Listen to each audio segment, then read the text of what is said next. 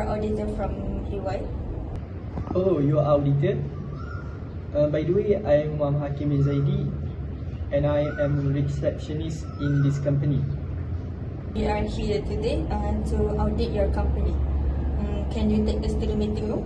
Yes, sure.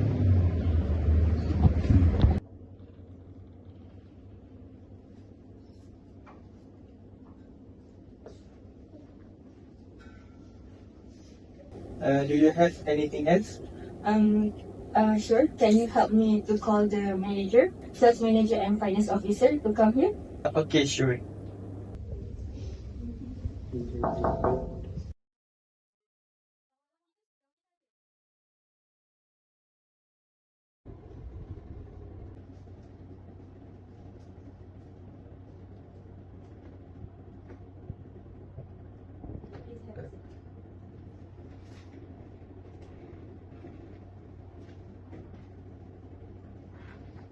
This is the related document for the audit. Okay, thank you. Hi, I am Shasha, the senior auditor from EY. This is Nabila, the junior auditor, and this is Anis, the audit manager. Okay, please introduce yourself. I am Arif and I am manager for this company. I am Akram Al-Amin and I am finance officer. And I'm Rizwan. I am sales manager of this company. Okay, we will audit the company's cash, and along the audit process, we hope that it will fulfill all of the objective of audit cash, which is assistance, completeness, accuracy, rights and obligation, and presentation and disclosure. And please ensure that all of the information provided during the audit process is kept confidential. Do you have any question before we start the audit process?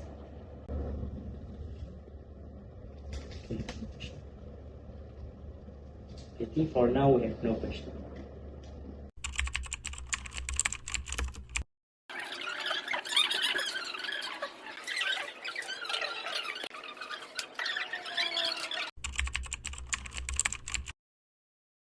Okay, firstly, during our testing of e-commerce transactions, we observed some issues that need clarification. We traced a sample of credit card and digital wallet transactions from your online sales system to the bank statements and general ledger. Several transactions shows delays in settlement by the payment processor. Delays in settlement? Can you elaborate on what you mean by that? Sure, the transaction processed on certain dates will reflect in the bank statements and general ledger several days later than expected. This gap could maybe potentially impact cash flow reporting and revenue recognition timing. Oh, I see what you're referring to. From our side, such delays might occur for several reasons. For instance, weekend or public holidays can extend the settlement process. Additionally, certain payment processors have a batching cycle that can add extra days before the funds are deposited. That makes sense. However, in some cases, the delays seem longer than what weekends or holidays would typically cause. For example, one transaction from 10 December was not reflected until the several days later.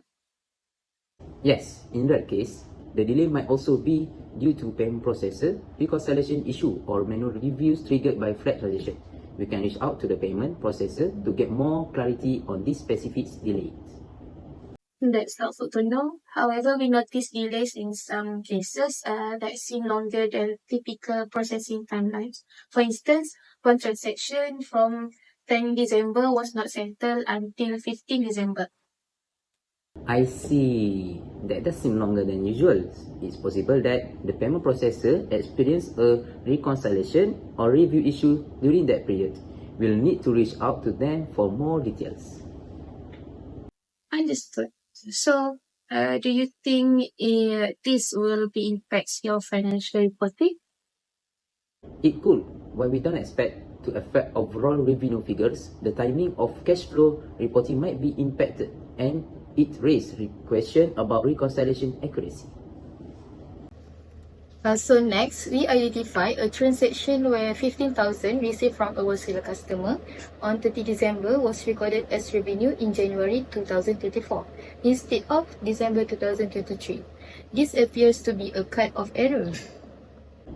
Oh, I see what you're referring to. That payment was recorded in January because our bank statement reflected the deposit on 2nd January 2024. Our team tends to rely on the bank reconfirmation for recorded revenue, especially near the year end. I understand, but under the accrual basis of accounting, revenue should be recognized in the period it is earned, regardless when the cash is deposited. Since the payment was received on 30 December, it should have been recorded as December 2023 revenue. That makes sense. I suppose our process caused the delay. When payment come in during the last few days of the year, there's some time marked for the next month. If the bank hasn't fully cleared, then we didn't realize it could lead to a revenue cut-off issue. Exactly. The 15,000 should have been included in 2023's financial statement. Recording it in January 2024 understated your December revenue and overstated January revenue. Right? I can see how that impact the accuracy of the financial statement. It seems this issue might also affect our account receivable. Would correcting this involve adjustment in multiple accounts? Yes, precisely. Adjusting the revenue will also impact your account receivable for December 2023. You need to ensure the proper adjustments are made across all affected accounts. Understood. We will work on making the adjustments. I think we also need to revisit our internal process for recognizing revenues, especially at the year end. We might need more strong review process to avoid similar issue in the future. So the next issue to address is about the petty cash balance and expenses.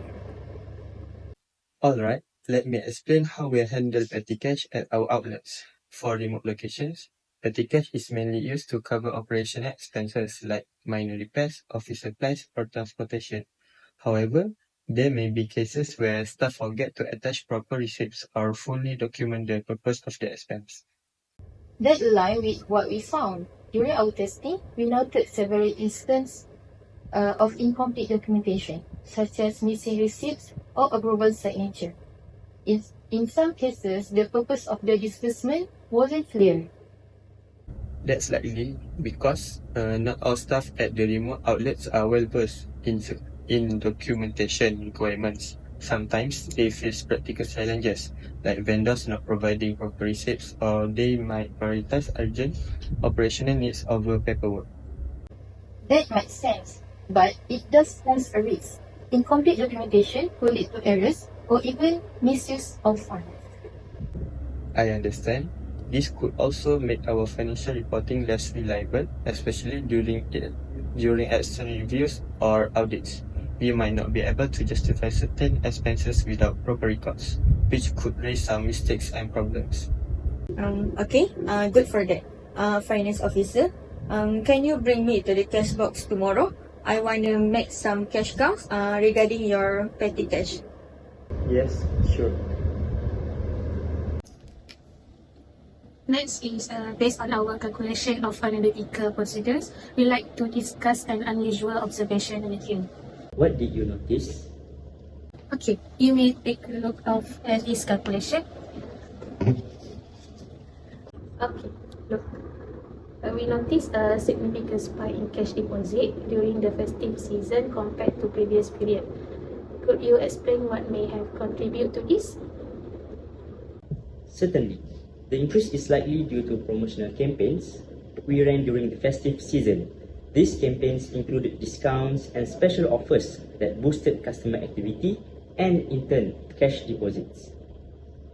That makes sense. However, during our review, we identified some transactions that lacked sufficient supporting documentation. Can you elaborate on this? Yes, we encountered challenges due to the decentralized operations of our branches. While most transactions were recorded, some branches may not have consolidated the documentation properly, like campaign records or detailed receipts. So, do you think decentralization may have caused gaps in the documentation process? It's possible. With branches managing their own campaigns, ensuring consistency in record keeping has been a challenge.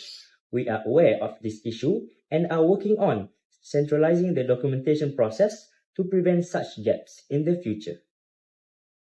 That's a good step forward. While there's no indication of fraud, this could raise concerns during external audit. Strengthening your documentation practices will be critical. The next day.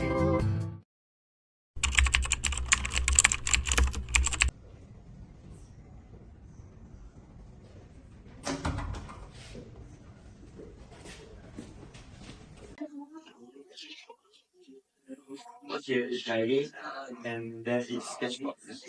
Can you open it for me? I want to make a search for it. Yeah, sure.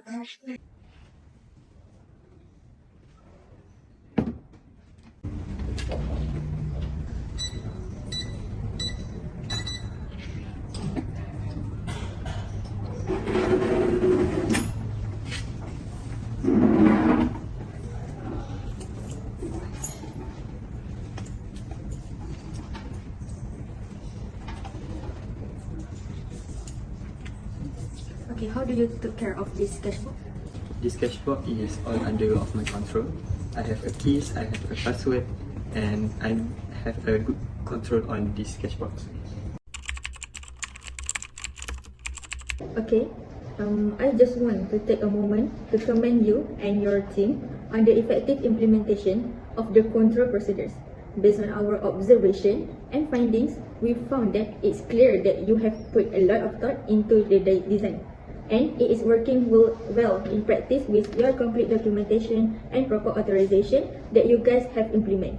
The way you have integrated it into your daily operations is impressive, especially the consistency with which is being applied across the board.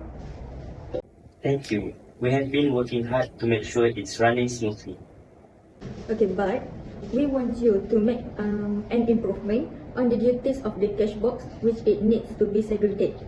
I found that the cash box is handled only one person. Actually, it should need to be separated between the person who took care of the cash box, hold the key, and the person who know the password. The failure in implement this control may lead your company to have a fraud. I understand that. Okay, now I will address on some issue based on our findings on audit procedure. Okay, what is the issue that you want to address? For a testing of e-commerce transaction issue, we suggest that you can do a regular monitoring which involves conducting suppressed cash counts periodically to verify the accuracy of cash records and ensure accountability. Besides, ensure timely deposits of cash into bank accounts to minimize the risk of the theft or loss of the company. Oh, I understand. So, how do we address the issue for cut-off testing? Good question. We suggest that you guys can strengthen cash controls, involve creating consistent procedures for handling cash across all outlets and training staff to follow them properly. Other than that, you guys also can implement an automated cash reconciliation system that can reduce errors, quickly spot issues, and improve efficiency, ensuring better financial management. This approach also can use for the analytical procedures issues. Okay, how about the issue on the petty cash review, and how can we improve on that? Alright, you guys can improve on your documentation that involves enforcing strict policies to ensure all petty cash disbursement and bank deposit are fully recorded.